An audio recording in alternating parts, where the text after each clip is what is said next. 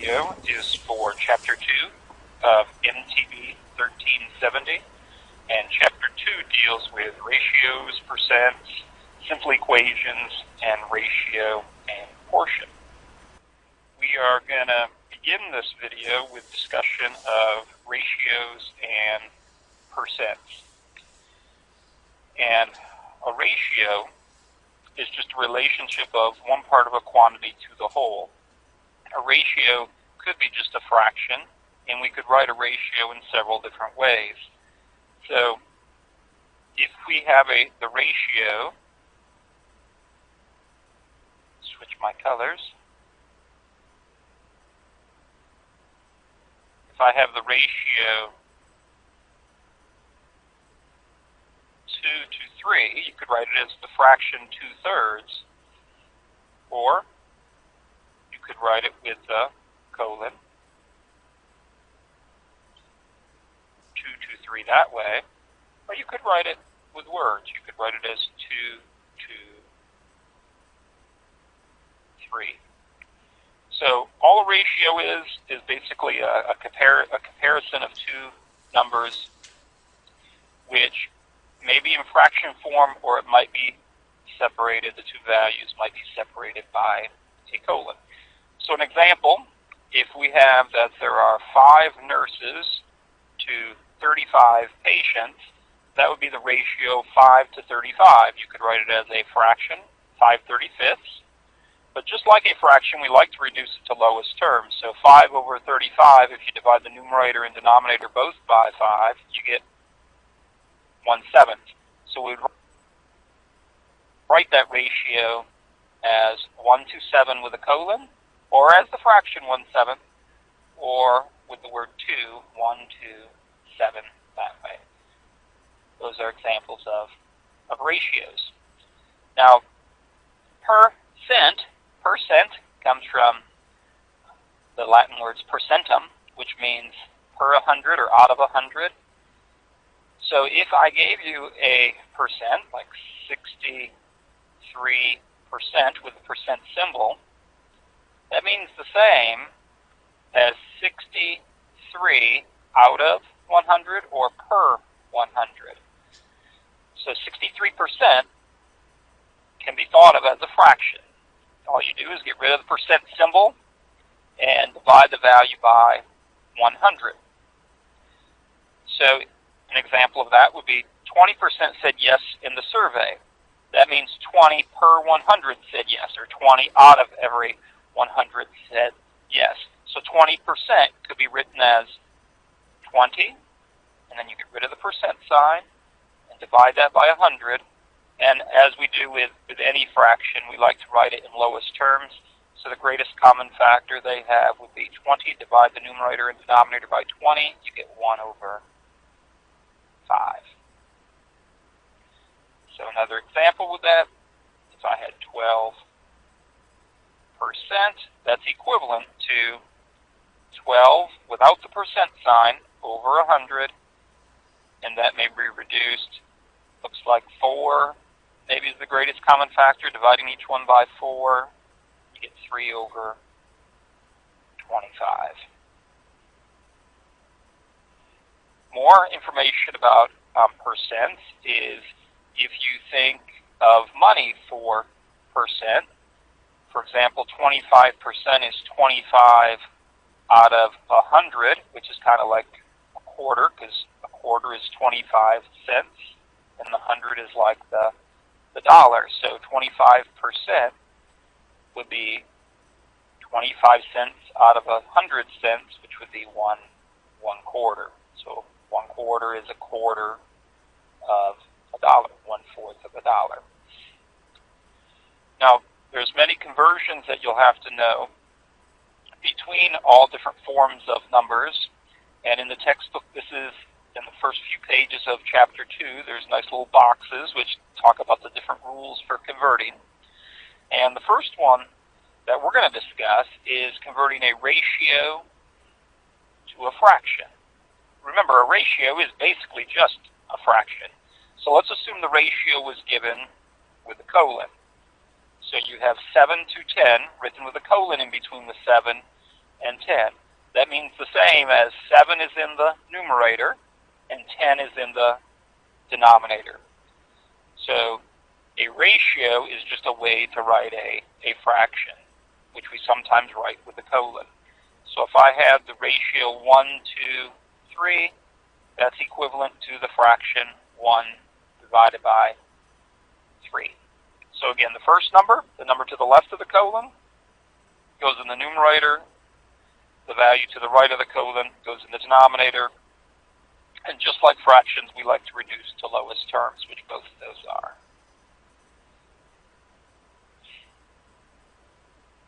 So again, the number to the left goes in the numerator, the number to the right of the colon goes in the denominator, and you can think of the colon as your division sign. So if I have the ratio 1 to 5, that's the same as 1 divided by 5, or 1 over 5, or 1/5.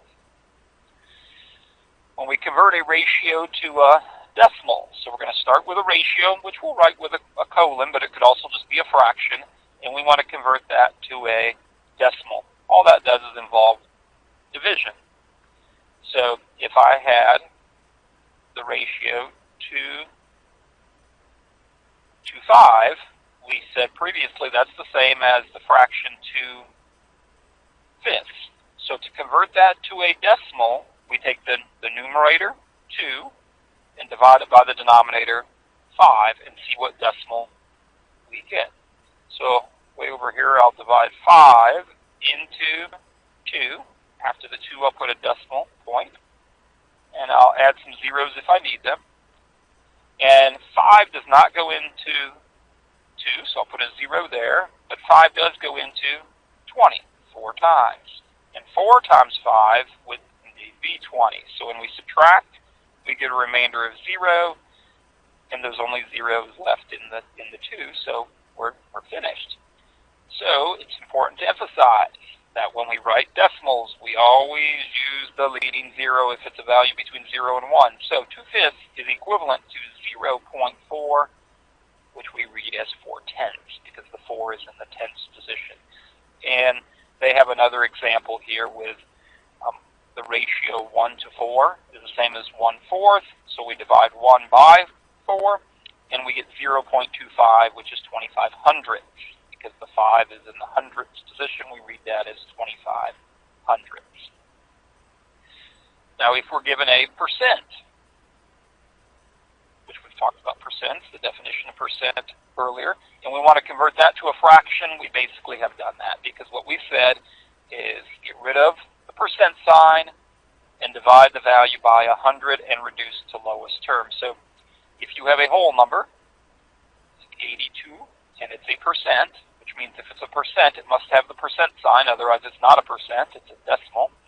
But this is a percent because it has the percent sign. If you would like to write that as a fraction, you eliminate the percent sign and take the value, 82, and you divide that by 100, because that percent sign, per cent, means out of 100, or per 100. And then we would reduce to lowest terms. They're both even, so let's divide each one by 2. We get 41 over 50. We divide the numerator and denominator by 2. We get 41 over 50. And then you can see if you can reduce that further, but with a 41 there, I don't think that has too many factors, does it? So that would just be 41 over 50. That's converting a percent to a fraction, which, here's another example. If you had 23%, it would be 23 divided by 100, and again, that is reduced to lowest terms, because 23 only has factors of 1 and 23, and 23 does not divide evenly into 100. So more examples. This is just an example where you do have to reduce to lowest terms, which we already did one of those on the previous page. So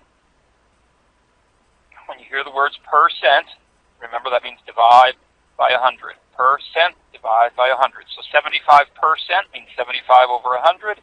And if you have 75 over 100, we will not leave it that way, because 75 and 100 have a common factor, many common factors, one of which is 25. So divide the numerator by 25 and divide the denominator by 25, and you get the fraction 3/4. Because we were converting, remember, a percent to a fraction. So we started with a percent, we ended with a reduced fraction. If they asked you to write that as a ratio, all we would do is write 3 to 4. That's if they asked you to write that as a ratio. This time we were just converting the percent to a fraction. But look what's next. It says convert the percent to a ratio. So that's the exact same thing that we just did, except we have one more step. We want to take our fraction and write it as a ratio. That was a good lead-in. So if you have 35%, first write that as a fraction, then reduce it to lowest terms, and then technically that is a ratio, but to formally write it as a ratio, we'll use the colon 7 to 20. So the numerator goes prior to the colon, and the denominator goes after the colon. So you do what we did on the previous couple slides. Convert the percent to a fraction by dividing by 100 and getting rid of the percent sign. Write it in lowest terms, and then this is the only difference. Now place the numerator of the fraction to the left of the colon and the denominator to the right of the colon. Converting a percent to a decimal,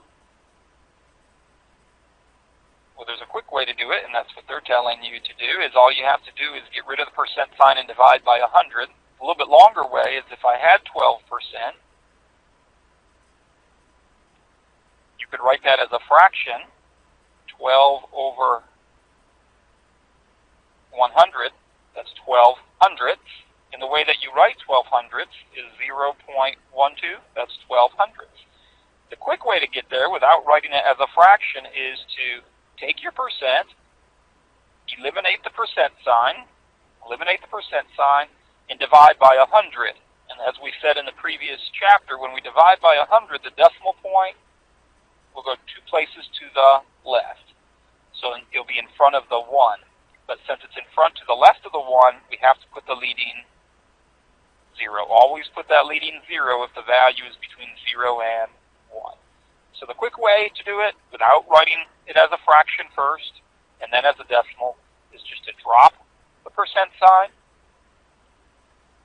So drop the percent sign, and then divide by 100.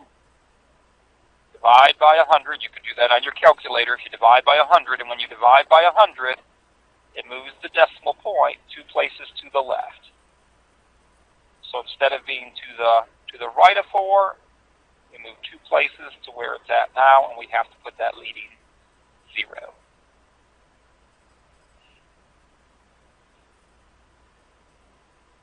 So now we're doing the opposite.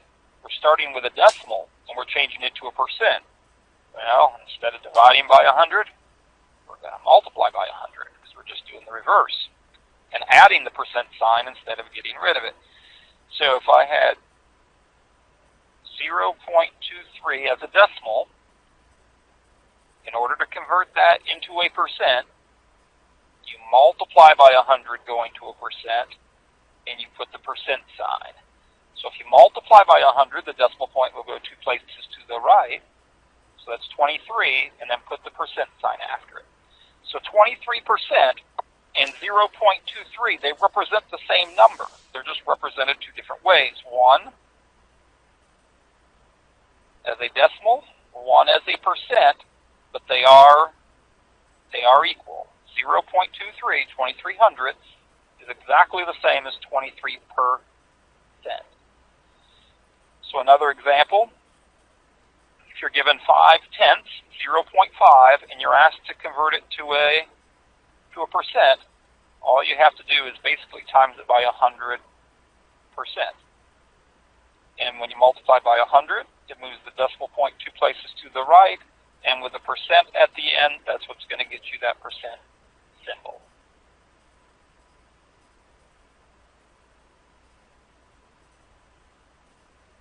We won't go over that slide. Convert a ratio to a percent. So if I gave you a ratio such as, let's say, 2 say it's not a reduced ratio, it's just a ratio, 2 to 8, which is the same as 1 to 4. But if you have the ratio 2 to 8, again, we start with a ratio, we end with a percent. All we have to do is first convert that to a fraction, and then convert your fraction to a percent. So 2 to 8 is 2 over 8, which is 1 over 4. So it's 1/4. Well, we've converted it to a fraction. Now, if we want to convert that to a percent, we have to do a little bit more. We can convert that to a decimal, which we know how to do by dividing. To go from a fraction to a decimal, we divide. So divide the denominator into the numerator. 4 does not go into 1, but it does go into 10. So take the next digit with it. And 4 goes into 10 twice. 2 times 4 happens to be 8. Subtract, you get 2, and then you bring down the next digit, which is a 0. 4 goes into 20 5 times. 5 times 4 happens to be 20. Subtract, you get a remainder of 0. So that's 0.25, 25 hundredths. But remember, the end game was to write it as a percent, and now I have it as a decimal. Well, according to the previous couple slides, we said to go from a decimal to a percent, you times it by 100 and put the percent sign. So timesing it by 100, multiply by 100, the decimal point will go to the right 2 places, and then you have to add the percent sign. You have to have that percent sign, otherwise it's not a percent. So for example, if you wrote 0.25 was equal to 25, that's not a true statement, because 0.25 is actually less than 1, and 25 is 25. So a number that's less than 1 cannot be equal to a value that's equal to 25. That's why it's very important to put the percent there. Now they are equivalent, because 25% means 25 over 100, which is 25 hundredths. So it's very, very, very important that if you have a percent, make sure that percent sign's there. If it's not a percent, don't have that percent sign. So here are just some more examples of converting ratios to percents. This one is the one that has the most steps, this last conversion, because what we did is we converted our ratio to a fraction. Once we had our fraction, we wrote it as a decimal. And once we had a decimal, we times it by 100 and then put the percent sign. So again, what we did is we took our ratio, wrote it as a fraction, we divided to get a decimal. Once we got a decimal, then we could times it by 100 and put the percent sign after it. And remember, when we multiply by 100, the decimal point will go 2 places to the right. I believe that is going to be it for this video, which deals with all different forms of numbers: ratios, percents, fractions, decimals.